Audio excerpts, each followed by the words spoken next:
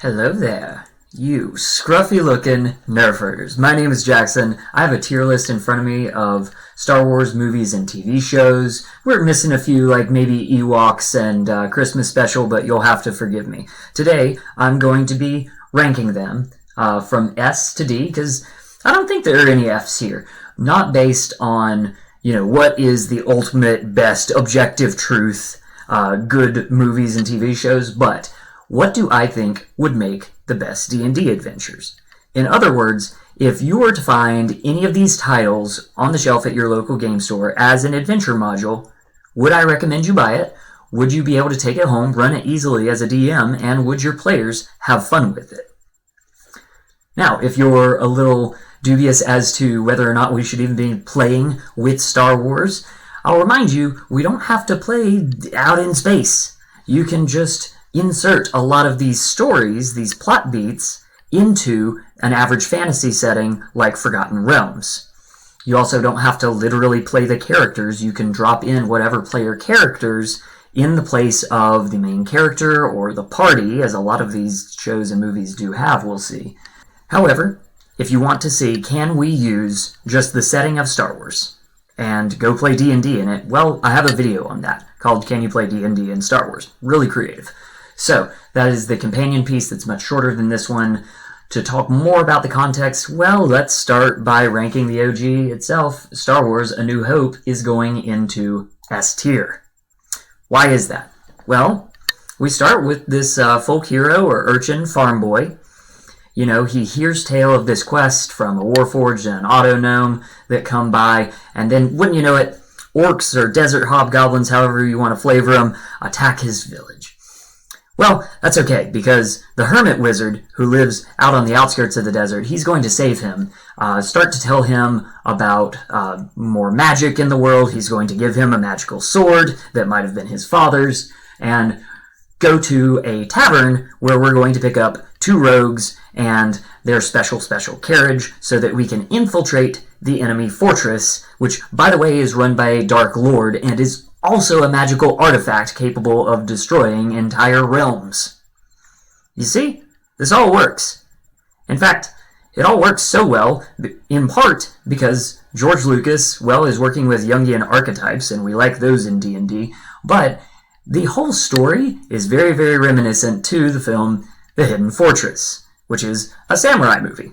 We're still knights, we're still rogues, we're still saving a princess. This one just happens to be in space with laser swords and space wizards. So, this all works very well.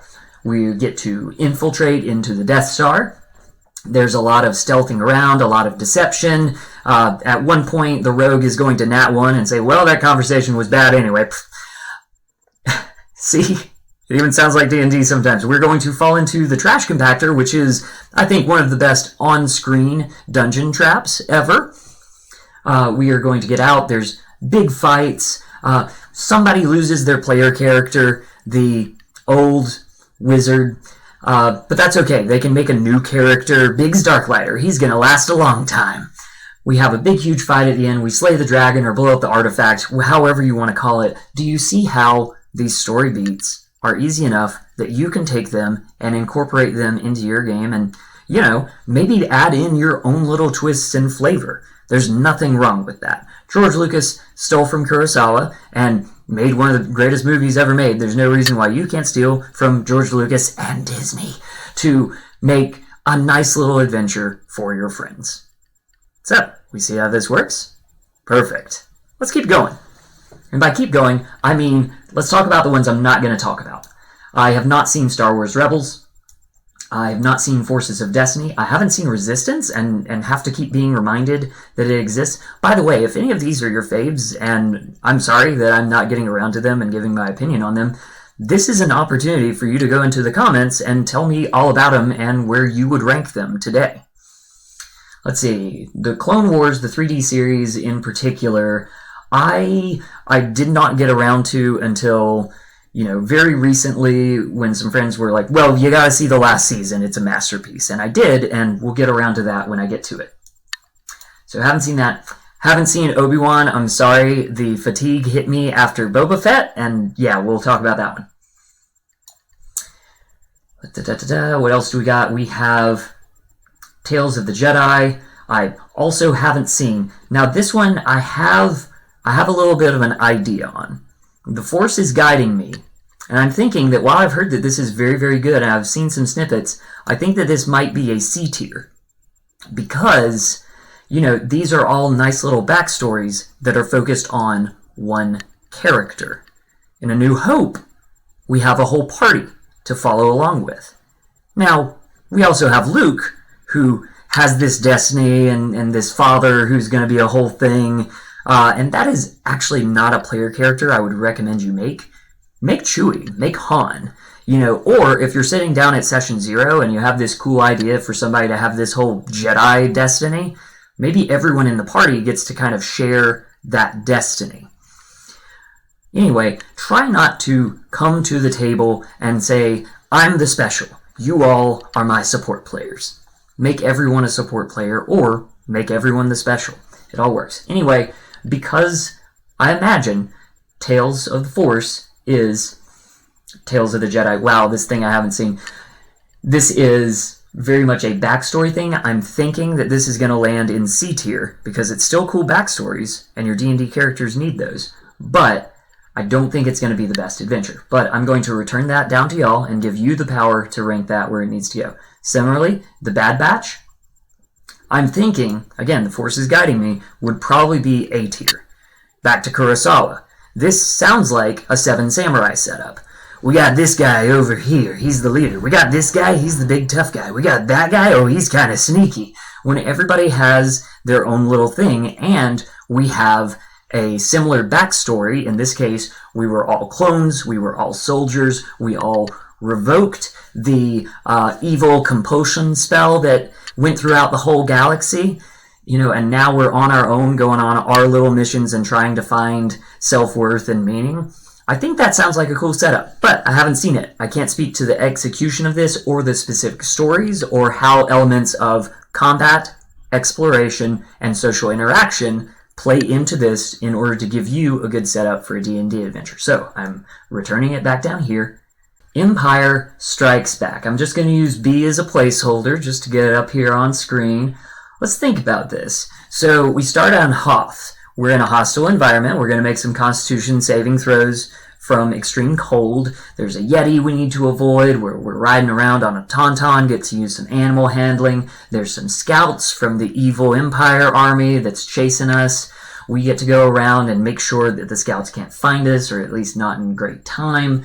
There's a lot of survival elements. So Hoth on its own is a really good start. And I especially love that while this is Star Wars and we are going to have some big, huge battles, 5th edition Dungeons & Dragons does not do big battles well. It does small, this is our party fighting against, this little force, and this is how they affect larger pieces of the battle. That's what we want. And I think in Hoth, when we're out and we see the guys in the trenches and we see the AT-AT walkers coming in, really, really cool stuff to watch. Maybe not the coolest to have in your D&D game, because we don't have great mass combat rules support. If anybody has a great recommendation out there for like a DM's Guild, homebrew solution to this, please, I'm all ears. Now, like I said, this is a good setup to have our party trying to escape while they are trying to slow down the Imperial scouts, maybe take out one AT-AT walker on their own. And by the way, it doesn't have to be an AT-AT walker. This can be, giant dire mammoth. This could be a great and terrible pit fiend that you happen to have some special ballista turrets for. There are ways that you can do this, right? So our heroes can greatly affect the battle, but they are going to have to leave. And now we get to an issue. We have a split party. I'm not one who always says you can never split the party. That's always going to be bad. No, sometimes it's really cool. And we see some positive examples with this, I think, in Critical Role, where they have nice little breakoffs. On the other hand, those nice little breakoffs are cool to watch on stream and not as cool when you're one of the players who has to sit back for 2 hours while the human monk trains with the goblin in the swamp. So, this is an issue. Luke is off on his hero destiny, while Han, Leia, Chewie, the rest, they're doing some very cool stuff. They're hopping around, they're using stealth, they're using long travel. We really got a lot of exploration. At one point, we think we're safe in a cave, but it's not a cave, it's actually a purple worm, and we have to get away. And finally, we get to Cloud City, where somebody from our Criminal Connections background happens to be there. Oops, it's Lando, he's a charlatan, he's going to betray us now. And then we get some really cool action, and Luke gets to solo the bad guy. He gets his hand cut off, he pays for it, but he gets a lot of XP too. Anyway, combining the factors of the split party and constant setbacks for your player party. Now don't get me wrong, you want to put obstacles in the path of the party. That's why we play D&D. It's kind of a problem-solving game. But when it's constantly, oh my god, okay, it was a purple worm, that was cool, okay, we're in Cloud City, can we be safe? Oh no, Lando, for my backstory, he betrayed me, come on, okay, fine, can we get out of this one? No, I'm captured? Boba Fett? The DM really seems to think this Boba Fett guy's cool. Wait, he's gonna cast imprisonment on me? I'm in carbonite? What? You know, this weighs on your players when it's happening hour after hour, week after week, encounter after encounter. So, is Empire Strikes Back an S-tier movie? Absolutely. Do I think it's the setup for an S-tier D&D adventure? Maybe not. But it's not bad either. In fact, there's a lot of really good takeaways from Empire. So, I'm going to stick with it at an A. Turn of the Jedi. Just a placeholder, dropping in a B.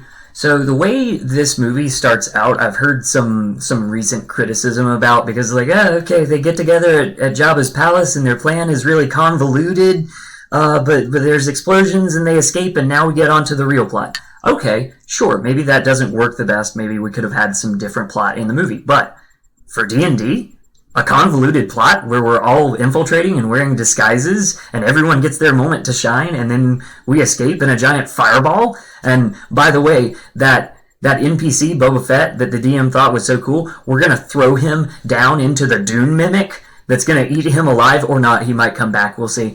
That's pretty cool.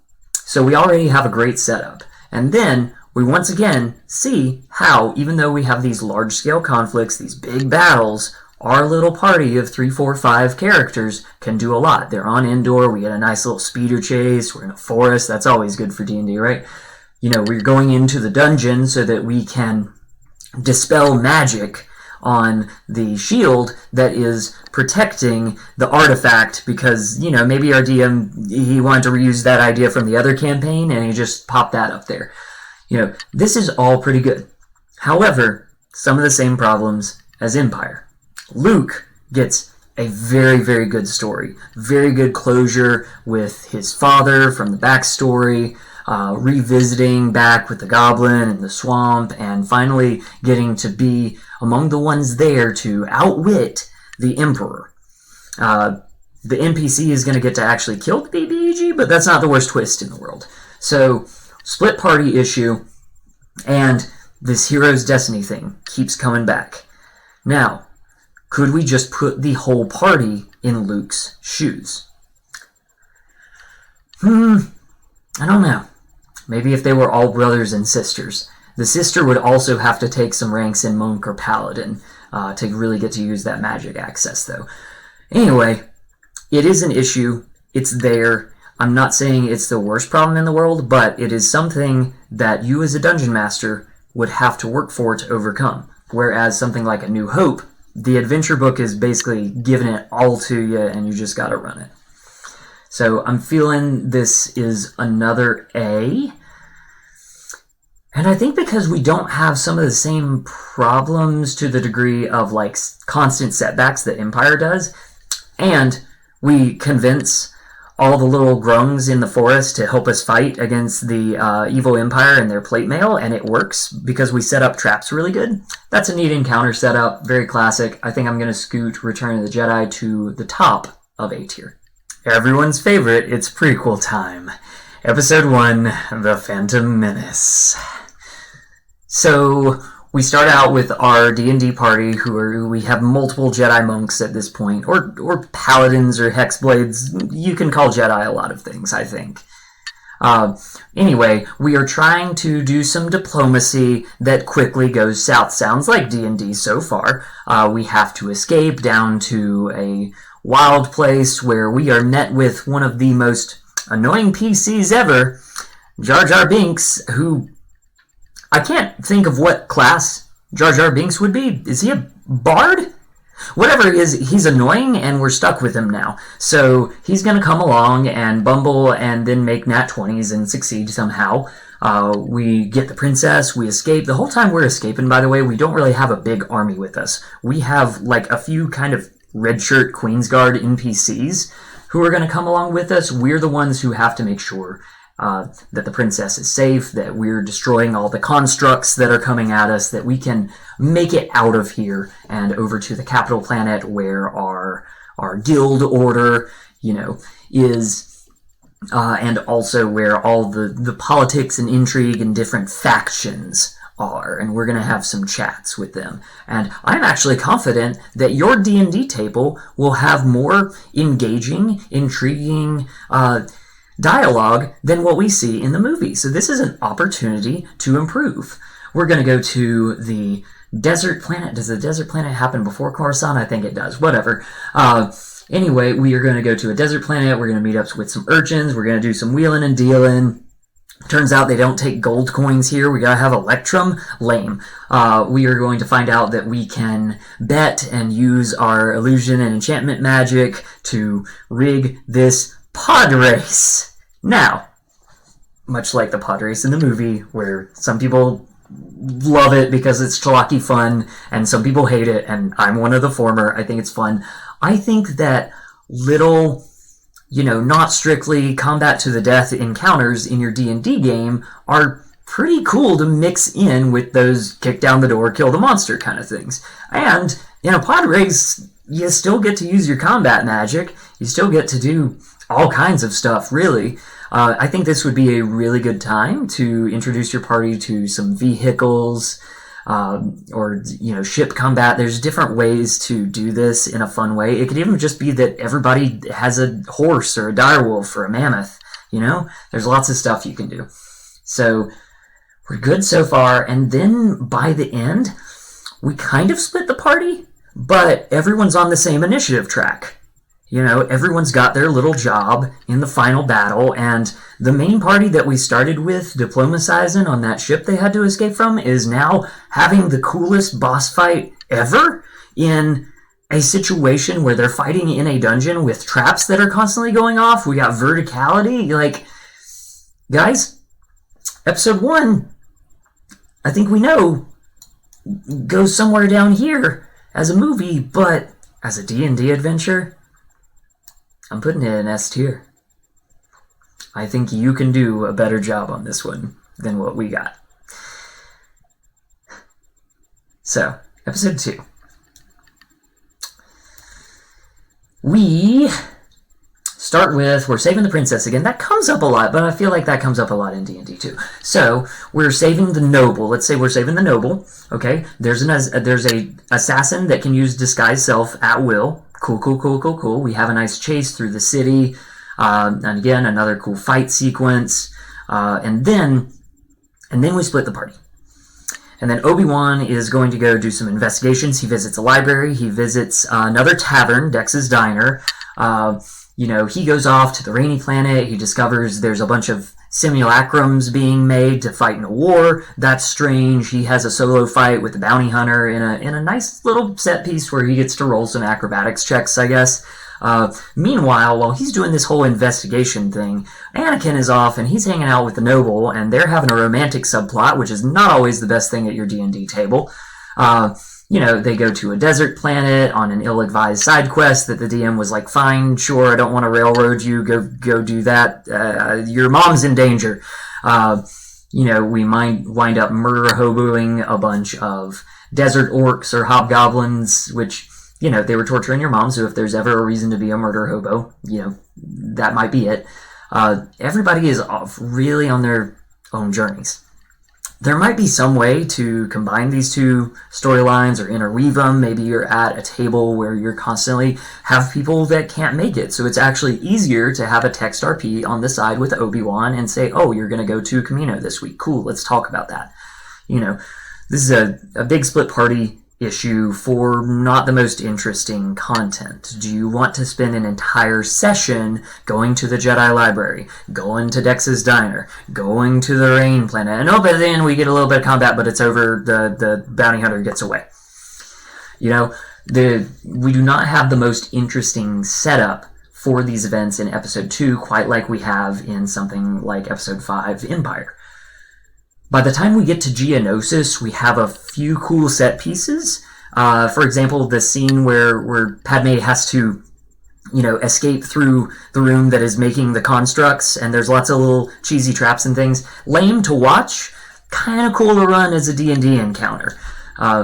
But our heroes all get captured, they all get brought together in an arena fight where the villain Thrycreens maybe bring out a whole bunch of, just a menagerie of monsters that our heroes have to survive through before the cavalry comes in.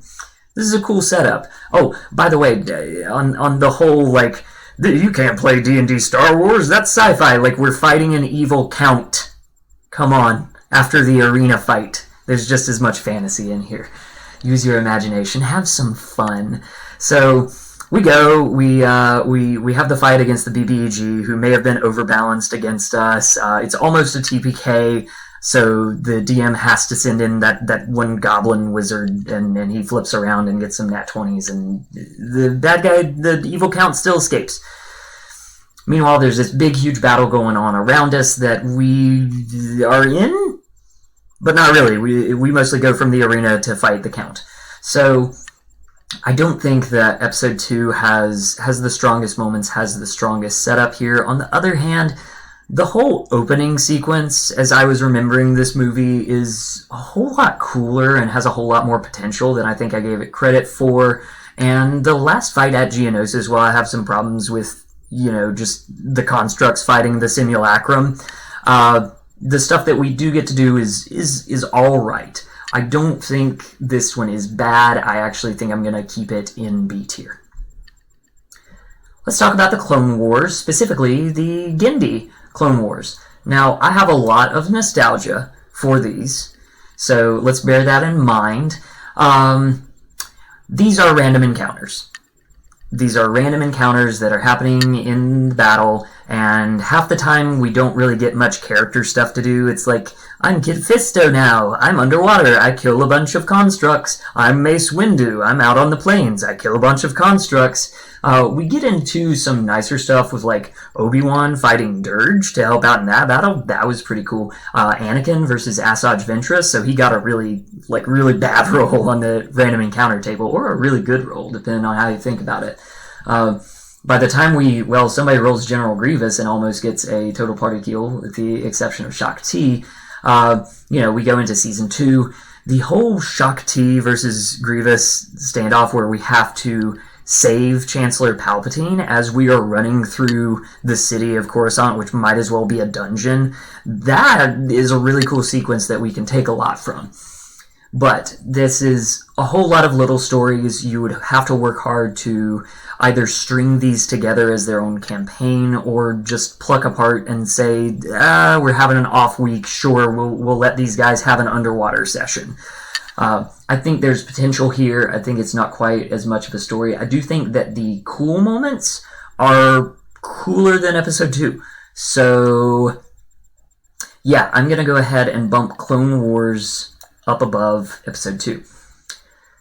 When we get to the final season of the 3D animated Clone Wars that were on Disney+, these I think are awesome.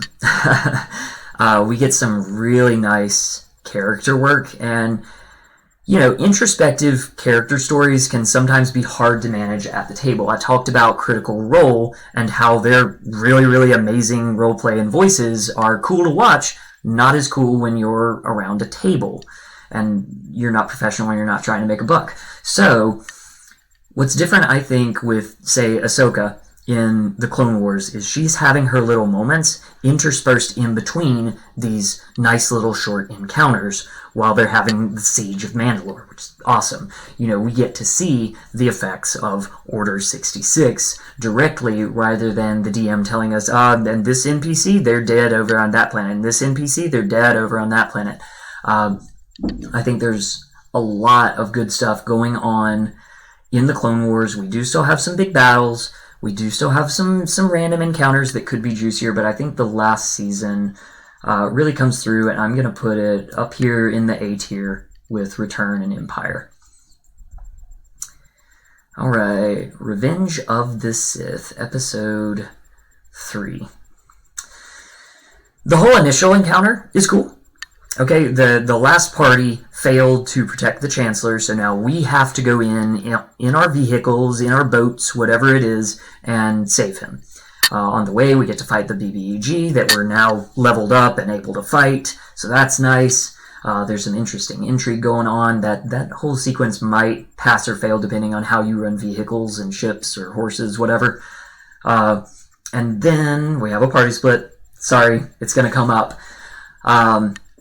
Obi-Wan goes off on a total side quest to kill Grievous, and Anakin gets kind of all the cool character stuff and also all of the worst lines.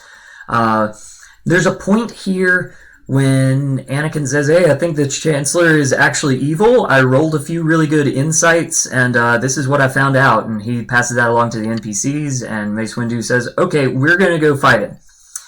And normally I would say that's like bad adventure design, to sideline your player characters and let them go.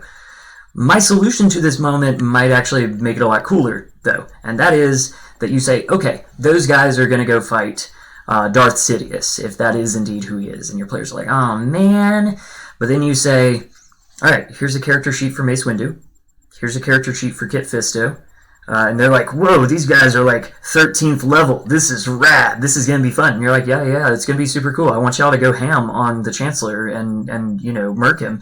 And they're like, cool, yeah, we're going to get in there. And then he starts power word kill. 48 damage. Mordenkainen's sword. And getting to play that out and getting to see how scary the enemy is with a little bit of that, Call of Cthulhu energy where you're just playing this character, you're not super attached to, this intense backstory and years of playing them that you have been. They can just go in and they can die and it can be cool. And then Anakin gets to show up and really change how things go. Suddenly one of your PCs is betraying the rest of the party. There's some awesome potential here. You're going to have to figure out exactly, who's in the Anakin role, who's in the Obi-Wan role. Maybe neither one of them are. Maybe the whole party is Anakin or the whole party is Obi-Wan. There's interesting things you can do here. There is a whole middle section of the film, of the plot, that is difficult to build encounters around. That is difficult to take out and find exactly what are we doing here. So I think for that reason, the final fight is awesome. The final fight is awesome. We have a cool, oppressive environment with lots of traps going off. I'm a sucker for that. Any chance where you get to interweave the throw pillars of combat, exploration, and social interaction into one session, that's awesome. That's peak. So, decent start, great end. Might have to throw some random encounters and side quests in the middle.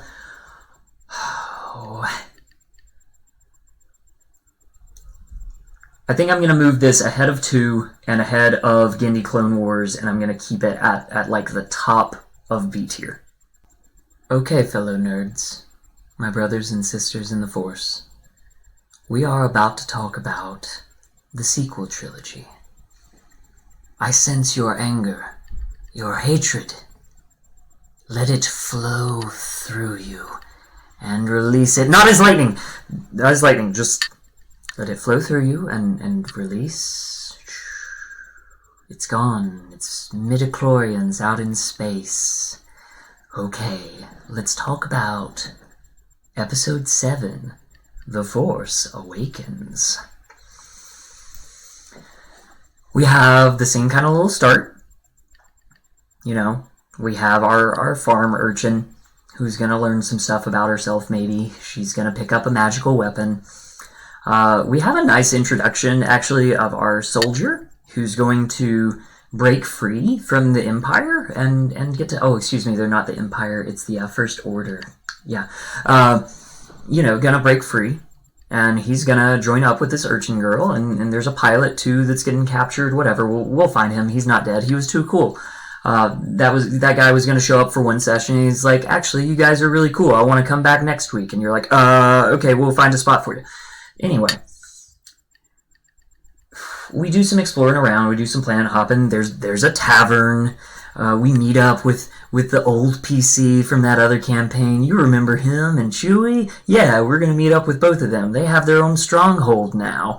By the way, there's 2 rival thieves guilds that are going to come after them for a bounty, and we're going to accidentally start up that encounter, but it's okay. We're going to outwit them in this dungeon by releasing several of the aberrations that old rogue has locked up for some reason, and we are going to make sure the 2 thieves guilds get out of there without us ever having to roll an attack roll. I actually think that encounter is kind of cool, and maybe that's something that you can rip off and see if it plays differently for your party. Anyway, we go to a tavern. It gets attacked by the First Order. There's another BBEG with a red sunblade, and there's a really cool backstory clip where somebody from the soldier guy's backstory is going to come out and be like, traitor, oathbreaker, and they're going to have a fight. That's cool. That's an awesome character moment you can put into your combat encounters. Anyway, then we infiltrate the base again. It's bigger this time. It can take out more realms in a single spell slot. And we're getting through. We're using our magic. It turns out that urchin girl from the desert, she must have taken a rank in cleric, because now she can use some enchantment spells on the BBEG. It's okay. Sometimes bad saving throws happen on the dungeon master's part. And then we have a big fight at the end where we're kind of going around. One of our PCs dies, very sad. And, we have a fight where the BBG gets away, and we blow up the big, huge artifact again. The DM might be kind of repeating himself here, but does this have some interesting stuff going on? I think so. I think it's something that we can work with. A retread is not the worst thing in the world, even with a party that you've played with before, because, maybe they'll make different decisions this time. So there's just kind of nothing I don't think there's anything that bad in Froce Awakens. I think this has a lot of potential, and you can use it as an adventure module, but I'm gonna keep it at the bottom of B tier, even below episode 2. Alright. Deep breath, anger flow through you. Last Jedi. I'm actually one of those weirdos that kind of likes The Last Jedi, but I also get why it doesn't really work. So we start with this scenario where we're running away again, kind of like the second book in that first adventure campaign. And we're constantly having these opportunities where our party can affect the broader story of what is going on with us being chased by the First Order. That's really cool. We're having to have some social interaction on the ship. We're not sure if there might be a spy on board. One of our people is going to go off and train with the monk that had went off and trained with the goblin wizard. But anyway, they have their thing. They're using sending to cast back and forth between one of our PCs and the BBEG. Again, maybe that's somebody who's missing sessions, so the DM and them are texting the story to each other. That's fine. Everything goes weird when your party decides, we gotta get out of here. We gotta help them run away, but we can't be stuck here running away, so we're gonna go off on a casino planet. And you're the DM, and you're like, yeah, all right, I can think of some encounters to have it at a casino. Yeah, let's do some gambling. Let's do some fun stuff. Let's put another rogue there for you to recruit, because the party doesn't have a rogue anymore. And they're like, now we're not gonna do any of your gambling mini games. We're actually gonna release all the war horses and cause a lot of chaos and then ditch. And oh, okay. Can we get back to our ship and keep running away? I guess. I don't know why you'd want to, but sure.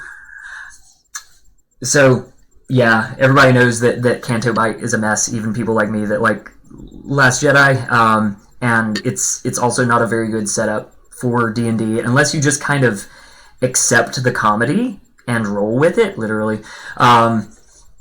It can work, but this is not the great setup. Once we have our final battle, that's kind of interesting. Everybody kind of gets a shot to spine? What on earth? A spot to shine. But mostly our, at this point, 18th level monk, paladin, wizard, whatever Luke is, he's going to steal the show by casting only illusion magic. And that's going to be really, really cool. But also he had to drain his HP in order to cast those spells at long distance. Interesting meta magic. Okay.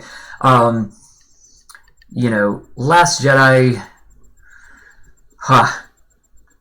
yeah, it's not a great setup. It's a setup that can work on really, really nice execution. I think, you got the throne room fight there. There's some neat little twists with killing Snoke. I've been wearing my Snoke cloak this whole time. Anyway, so, there's elements there. It's not all bad. I'm not prepared to put it in D level, but you are going to have to work hard and spice up the encounters in order to make this adventure work, and that's why I'm keeping it in C tier. And let's go to The Rise of Skywalker. There's a point where I was seeing this in the theater. I think it was the point where we've chased down one MacGuffin, we've hopped around to 3 or 4 locations, and Rey takes the artifact, takes the MacGuffin, and she holds it up against the wrecked Star Destroyer, and she sees how it fits like a puzzle. And that's when I said, oh, this is a badly written D&D story. And yeah, there's not much redeeming this one. We're reviewing a lot of the same things while trying to revisit some backstories, while trying to fit in some random encounters that go nowhere, while revisiting the old charlatan NPC. You remember him, he's here for some reason. And at the end, we have this big, huge fight where the DM is just like, y'all thought one Star Destroyer dragon was crazy? I'm gonna throw like 50 at you. Oh, your allies aren't here, surprise! All the ragtag NPCs and allies are here. You're gonna ride a horse on the dragon while you're trying to fight them. And then Rey she's leveled up. She made friends with that Kylo BBEG. They're gonna fight the real BBEG, because from the other one, y'all didn't actually kill him. He's a Wraith or something now. Or a Lich. He's a Lich. He is a Lich. Liches are pretty cool in D&D. No, I don't even want to think about this one anymore. By the way, for the record, I thought Force Awakens was pretty promising, but find it hard to watch now because of wasted potential. I'd still like The Last Jedi, even though it's more wasted potential, and gosh, there are some bits that are hard to sit through. I respect the vision, and I could not handle The Rise of Skywalker. If you are someone who loves these 3 movies, that is perfectly valid. Nobody hate in the comments. If you think that my bias is affecting me and that the internet has gotten to me and I've failed my wisdom saves, and you think that these can make better adventures than what I'm making them out to be, please mention it in the comments. Tell me how you would make it better. Because that's kind of the good thing about bad stories like Phantom Menace. And really, all of these, if you have a passion and you think your players will go along with it, or better yet, your players say, hey, let's do Phantom Menace as a campaign, and you're in the driver's seat, you have the capability of making any one of these S tier. Truly. Alright, we are on the last stretch. Let's talk about some Disney spin-offs. We start with Rogue One. Decent. Kind of like I was talking about with Bad Batch, we have a definite, ragtag party here. They don't even have to meet in a tavern. They meet during the action, which is a really good trick I would encourage you to do more often. Just have your party get attacked, or half your party get attacked, and the rest of them see what's going on and have to join up if they want to protect their town.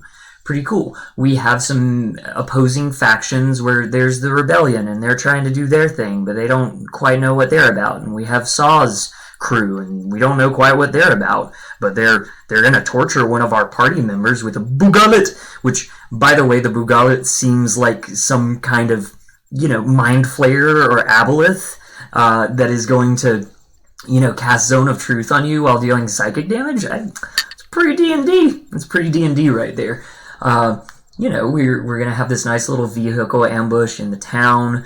We're constantly moving. We're constantly going more places. By the way, I haven't talked about it enough. Hopping around to distinct environments is something that Star Wars has a really strong backdrop for. They don't always do the coolest things once we hop to a new planet. They're not all Hoth. They're not all the asteroid that is actually the purple worm. But the fact that we're hopping around and you're offering different set pieces, different maps for your party, I think that's a very good setup. Anyway, we keep going through Rogue One. There's something with, our first rogue, which actually, let's see, our party is like, Jin's a rogue, Andor's a rogue. We got a fighter, we got a monk who actually doesn't have any spells, so maybe the Jedi should be Hexblades or Paladins. Anyway, we have K2SO, who is a Warforged Barbarian, because he's super calm until it's fighting time, and then he smashes. Anyway, we have a nice little party. We're hopping around, we're doing stuff, we're getting to use our weapons, we're getting to use our tactics to kind of set up these fights and then be able to get to escape to the next thing. We wind up working with the factions to... we are the instigator of the final battle. Everyone else has to come and follow us. We're the heroes, and I think that's definitely something to take away for your D&D game. In that whole, final battle, there's a lot of crazy stuff going on, but we are still the ones driving the action.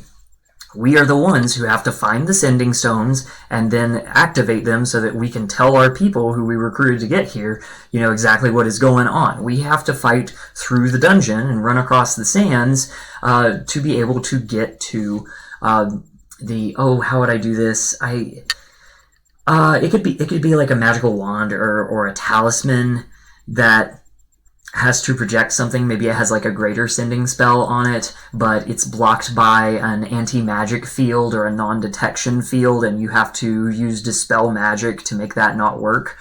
There's just lots going on, and the whole time that fight is going, again, we're split up, but we're on the same initiative tracker. And we're getting killed. We're not that high level, but every action that we're doing, every turn, we're doing something.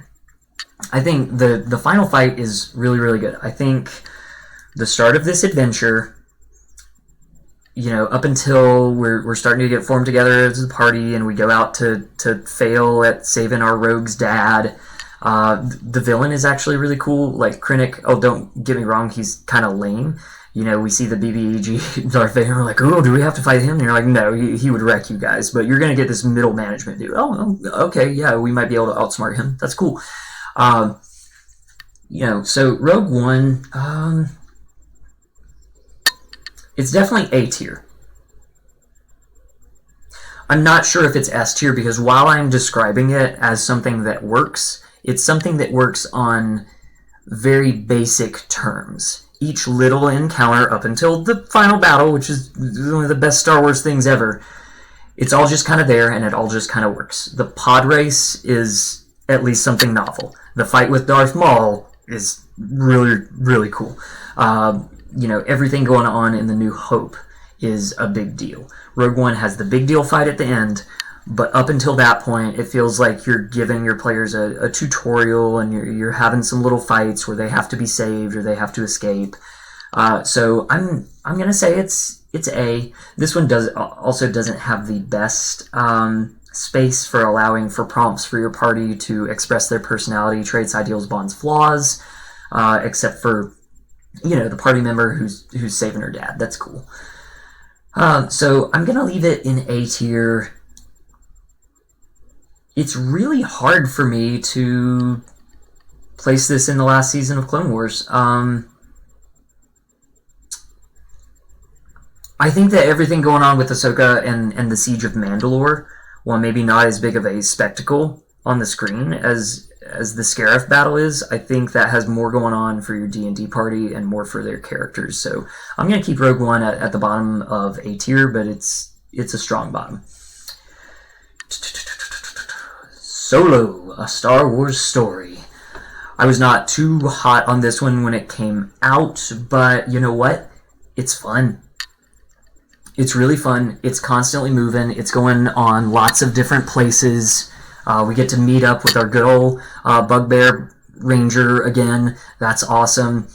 We meet the Charlatan. We meet another droid that, you know, bless her, that PC didn't last long, but I support droids' rights.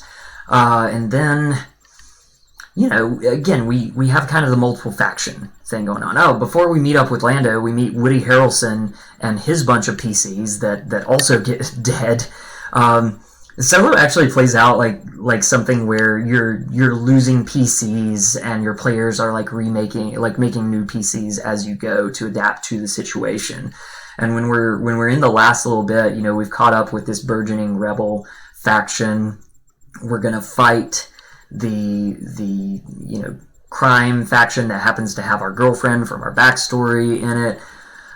In the middle there's just so many more things going on in Solo. There's, you know, the Kessel Run that happens, so we have a vehicle chase scene going on where we have to kind of learn how the vehicle works. I think there's a few other vehicle spots. The train heist is great. D&D loves a good heist setup. I think Solo is very, very, very strong. I think that this belongs in A tier. Rogue One is a strong bottom. I'm going to put Solo up ahead of Rogue One because I think just the fast-paced, interesting combat encounters that are going on interspersed between like kind of a good comedic tone that I think is more reminiscent of a D&D table. I don't know, is your D&D table kind of like dour like Rogue One is? I like Rogue One. I like this dour, but is that what you want to play out tone-wise at your table? I don't know. Rogue One is still A. I respect it. I'm gonna put Solo up there. I think it's really cool as a D&D adventure. Mando. Where do we put Mando? So remember what I was saying before about how like we could kind of say you're all farm kids, you all have a destiny, you could all become Jedi, you're all Luke, you're all Rey. Like that could work, but at the same time their stories wind up being very, very personal. I think that Din Djarin has a very impersonal story, and we don't have to be subtle at that because he's a guy that wears his mask all the time, at least for the first season. You know, it is very easy for us to put multiple mercenaries, bounty hunters, that's very D&D friendly, into Din's role and have them hop around these different places taking different jobs. Meanwhile, we have this connecting through line of this one baby goblin that we gotta save. And I feel like everybody knows that one party or may have been that one player who has been like, we gotta save this goblin. He's our sidekick now. Let's go. You know, and actually, you know, having Mandalorian feels like having a DM who says, okay, I'm going to make you treasure that goblin. I'm going to make him a cool character. I'm going to give him lots of potential, and I'm going to make you care for him. Mandalorian is really good. It has a setup that is very conducive for D&D. I know that something like Clone Wars or Bad Batch, we also have lots of little battles, lots of little missions to go on, but those are very affected by count of outside factors. These are things where we're sought out by our Mandalorian status, by our really nice armor. It would be an interesting kind of game just to, you know, have people who never want to take off their helmets. Actually, I've had those characters in games, and it's always a cool quirk. You know, there's a lot going on with his equipment. They feel like magic items. He goes to a forge cleric to get his plate mail leveled up and get some new consumable items. Yeah, this is like very, very D&D, even when we get into season 2, and you know, we bring up that Luke guy, you know, he's back. We're getting in some other like cameo NPCs and players taking on the roles. It still works. We still have, throughout the, you know, jobs that we choose to take, these nice, tight combat encounters that matter. And there's all kinds of little things. Somebody could go make a tier list for every episode of Mandalorian as a D&D one-shot. Like, that works. The one that comes to mind is when Din crashes on the snow planet, and they're having to do, you know, a little bit of mending, a little bit of tool proficiency on his ship, but meanwhile they're in a really cold environment. He's got to protect the kid. There's a bunch of little spiders, and wouldn't you know it, there's a giant dire spider that's down here too, and you got to run away from that. Like, that's an amazing encounter on its own. That's a whole session or two by itself. So Mandalorian is amazing. I think it is S tier, and I am going to put it ahead of episode 1.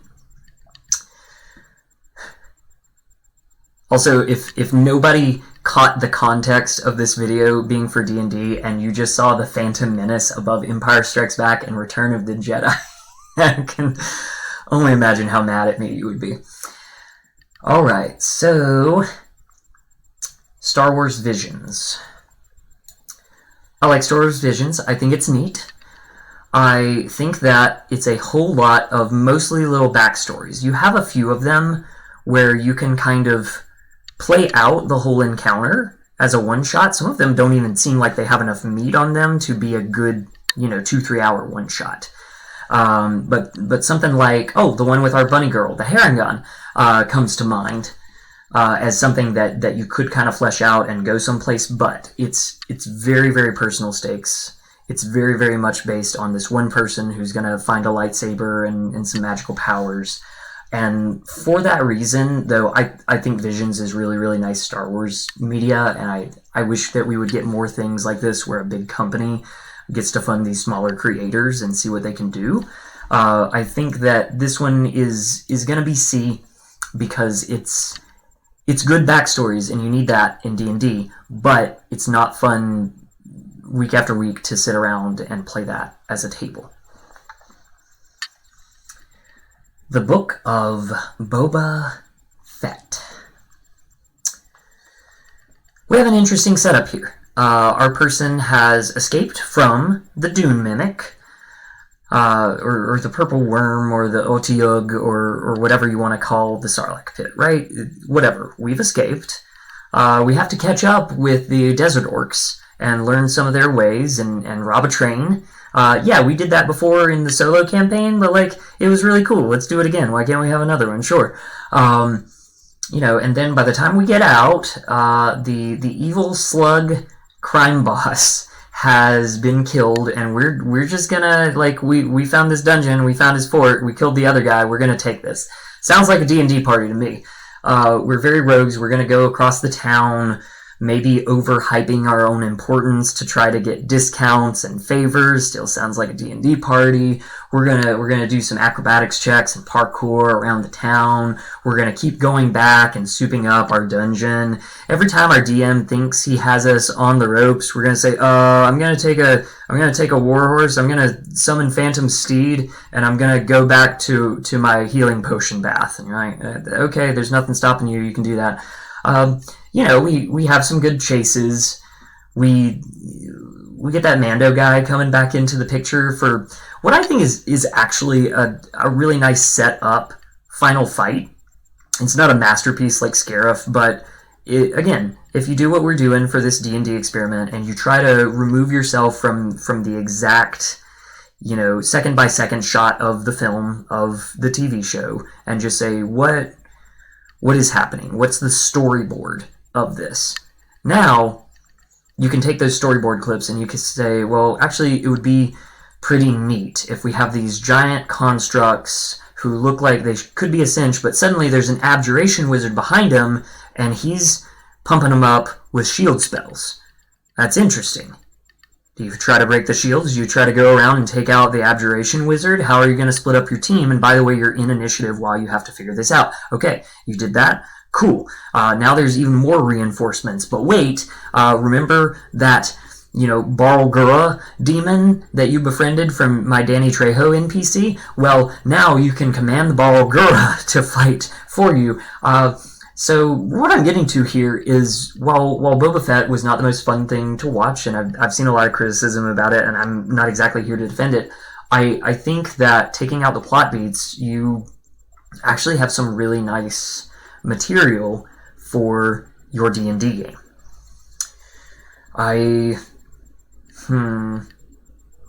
Let's look at what we have here.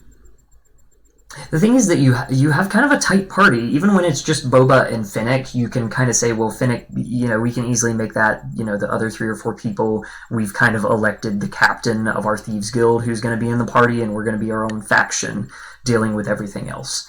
And there's not a lot of real party splits. It's just kind of a building party and getting NPCs to join at your stronghold so that you can, have the nice final showdown. I think this is a good setup. This is a spot where I think Rogue One does have more going on for it, so I'm going to put Boba behind Rogue One. Last of the list, we come to Andor, and I just want to say, I know I've lightly been giving my Star Wars opinions throughout this video, but I think Andor is very, very good, and quite frankly, I don't think I would be making a Star Wars video right now if it wasn't for watching Andor and how much hope it gave me. I had really gotten fatigued on Boba Fett. I had gotten fatigued on working at the game store and being the guy who people go to be like, did you see the last Star Wars? What did you think about it? What did you think about every episode? Just going back to a place where I only want to watch the Star Wars stuff that I want to watch, and Andor was really good. I think it's good. Now,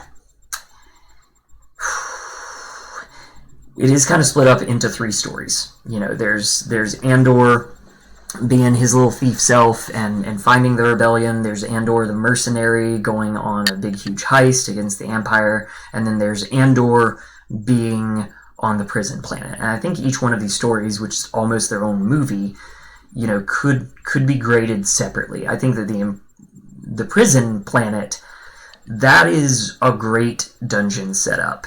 Anything like that where you're watching an action movie and it seems like a game, because you're just jotting down all the little notes, right? Okay, they're taking off their shoes, so it's going to affect their bare feet. The floor is. Okay, it's going to give them an electroshock. Where are they safe from that? How many guards are there?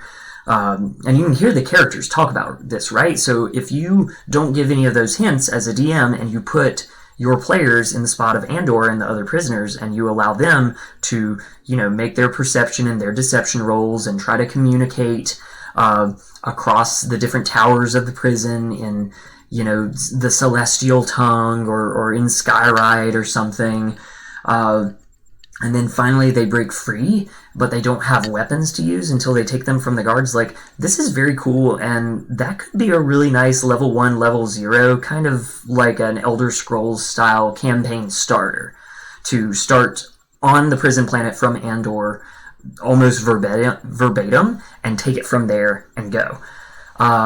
And then you have a cool fight at the end, which is a whole lot of NPCs involved, which is very nice for the themes of that story. It's very empowering for like a community rather than empowering for one person or for 4 heroes.